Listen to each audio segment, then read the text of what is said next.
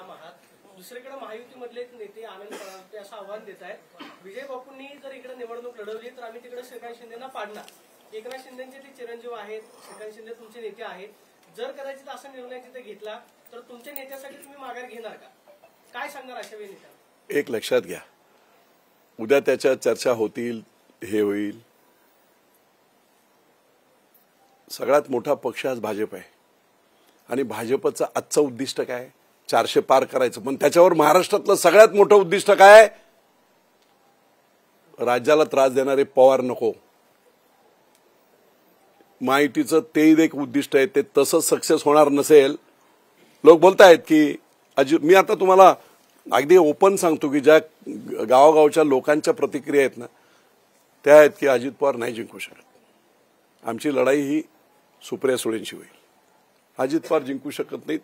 त्याचं कारण उर्मटपणा. साधे लोक बोलतायत. देवाची शपथ घेऊन सांगतो, ह्या रिॲक्शन्स आहेत. त्यामुळे काम खूप मी चांगलं करतो, त्याच्यावर कोणालाही. आता मला काल माहीत पडलं की भिंताडे नावाचे भाजपचे एक कार्यकर्ते अजितदादाच्या विधान भवनाच्या बाहेरच्या केबिनच्या बाहेर होते. राजू भिंताडे आणि आणखी एक जण कार्यकर्ता एक विधानसभेच्या दरम्यान ते उभे होते. तर ते बाहेर आले, काय रे इथे कशाला आला, जा ना तुमच्या चंद्रकांत दादाकडे. हे उत्तर आहे? नावासकट सांगतो मी तुम्हाला. मला लोकांना ही असो, मी एअरपोर्टला गेलो, 2 मुख्यमंत्री, उपमुख्यमंत्री आणि मुख्यमंत्री येणार, 3 बुके घेऊन मी गेलो बारामतीला. ज्या दिवशी रोजगार मेळावा होता त्या दिवशी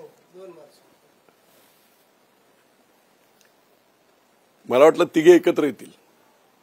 अजित पवार बारामतीत होते, ते आले. आता म्हटलं हे काय दोघे वेगळे आहेत, हे आले लवकर. उघड महाराष्ट्राच्या जनतेला सांगतो, किती गुरमी माणसाला. मी म्हटलं ठीक आहे, उपमुख्यमंत्री आपलं प्रोटोकॉल आहे म्हणून मी काय मंत्री आहे, मी कोणी कार्यकर्ता नाही आहे. ते असतील 50,000 कोटीचे, मी अब्जामध्ये काम करणारा माणूस आहे स्वतःच्या कर्तृत्वावर.